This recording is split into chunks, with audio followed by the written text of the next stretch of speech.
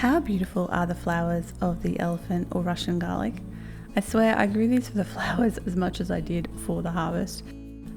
So let's dig into the garden together and I'll show you how I did growing this crop for the very first time here in the subtropics or zone 10B, and I'll also share the lessons I learnt along the way.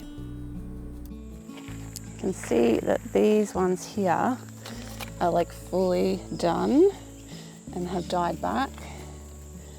This one here as well, and then some of them, they've still got flower heads on them. So I don't really want to leave them any longer because, like this one here, if you look down the stem, all of the leaves have died off, and this has happened in just the last few days. So these definitely need to be harvested. Okay, so I'm going to get this one out first because it's kind of making me hide. Although it's not quite completely dead, there's still a little bit left on the leaves. It's still well and truly ready to be harvested. So let's get in here and see what we've got. Well, I can see white, which is a good sign. Being very careful not to actually injure the garlic with my knife here because I do not want to damage it. I'm just trying to get the soil out from around it and then kind of lever it out.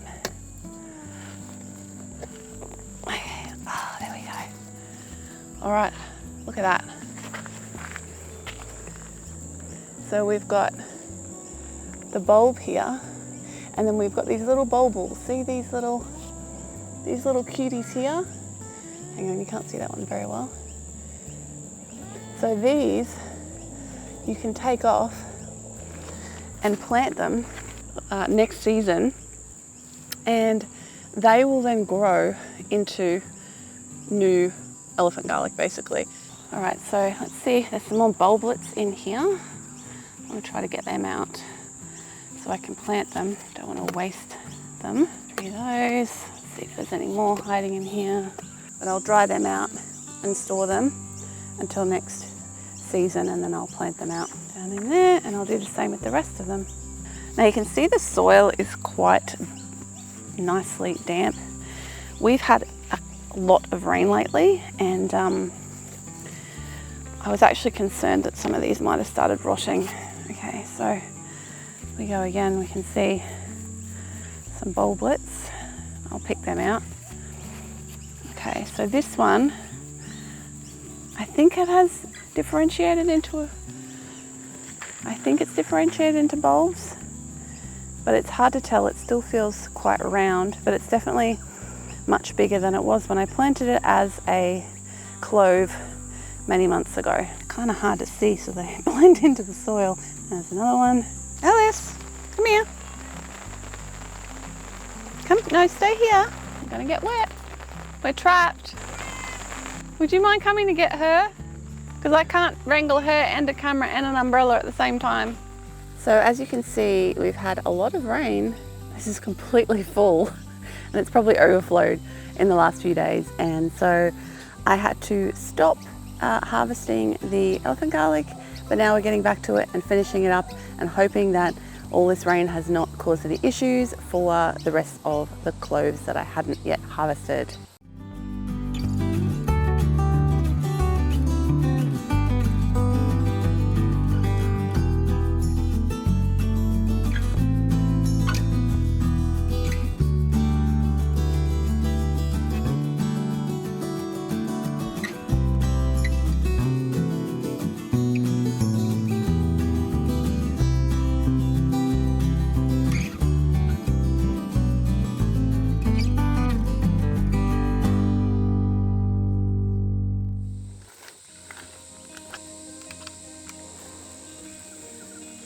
So there we have our elephant garlic. We've got these ones that were still kind of, the stems hadn't quite fully died back yet. And then we've got these ones in here where the stems had fully died back. But as I was saying, there are some that I've started to split.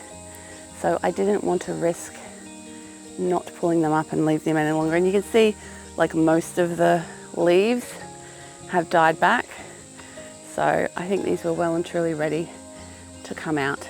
So these are not like super enormous. I think these can grow bigger than this. These are almost like, I mean, the cloves are big, but the actual head is not particularly large. And I don't know whether that's because, much like my other garlic harvest, which I think I mentioned in one of my harvest videos, these did not get as much sun over winter as I would have liked because of some shade from plants that we need to deal with before next winter. So that may have had something to do with it, but you know, they still have grown and they're still more garlic here than I started with. So I'm going to count that as a win. Let's see how many I ended up with. We've got 1, 2, 3, 4, 5, very small sad one, 6, 7, 8, 9, 10, 11, 12. Now I planted more than this, but some of them just didn't emerge and obviously either rotted or just weren't viable in some way.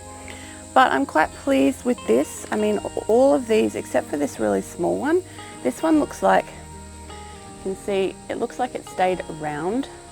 So this is kind of the second stage of development, is that they go from a clove to a round and then they differentiate out into these actual cloves. So I'll put these ones down and I'll see if I can find one in here. So that one, now this one also kind of feels like it's just a round, like it hasn't, I can't really feel any differentiation of bulbs, whereas like this one you can kind of see and feel the differentiation in the bulbs. So I mean, you can eat the rounds, there's nothing wrong with that, but you can also replant them. And I actually planted a few others in the garden in a different area, and I've left them there and they've died back, and I'm just leaving them for another year and seeing what happens. They're a bit of an experiment, like they might rot, they might come back next year and bulb out more and split. So we're going to see what happens with that as well. And of course, I have all of these bulblets in here, which I am going to plant out next year and see what happens with them. And I will do a long-term video on those in a couple of years' time, hopefully, and sort of report back as to what's happened there. So that's going to be interesting to see how they grow over time. And I mean, that's one of the interesting things about gardening, right, is that you can't rush things. It kind of teaches you patience because you have to just wait for the plants to do their thing. You have to wait for the seasons to do their thing. And there's no way to fast forward the experience. So I think that's one of the nice things about gardening, is it teaches you about rhythms and seasons, and that you have to have patience and work with nature and with the seasons and with the weather and not try to fight against it. So I'm going to put my elephant garlic up here on top of the cat palace in order to dry it out. I like to use this spot to dry stuff because it's undercover, as you can see, and it's also gets a lot of airflow. So it works really well as a drying station for various things. And usually, fingers crossed, none of like the possums or the pests have discovered this exists yet. So far so good. I put like my sweet potatoes up here, my garlic up here, anything I need to, like pumpkins, anything I need to like cure before I put it inside, but it needs to be, you know, out of the direct sun but in good airflow. I put it here and it has so far worked really, really well. And it doesn't seem to bother the cat when she comes out here. Alice comes out here quite regularly, that's why we call it the Alice Palace. Teddy does come out occasionally, but it's not his favourite spot in the world. And now I'm going to go put those little bulblets into a paper bag to dry and keep them inside. Actually, I realised I didn't have a paper bag, so I'm just using one of these mesh exclusion bags to dry them out, and I'll hang that up inside, and then when they've dried out I can get the extra dirt off them and then I can store them for next year. If you'd like to have a sticky peek at more of my garden, you might like to check out this video where I show you what I was growing, planting and harvesting in November. Thanks for watching Plantifiers. I'll catch you in the next video.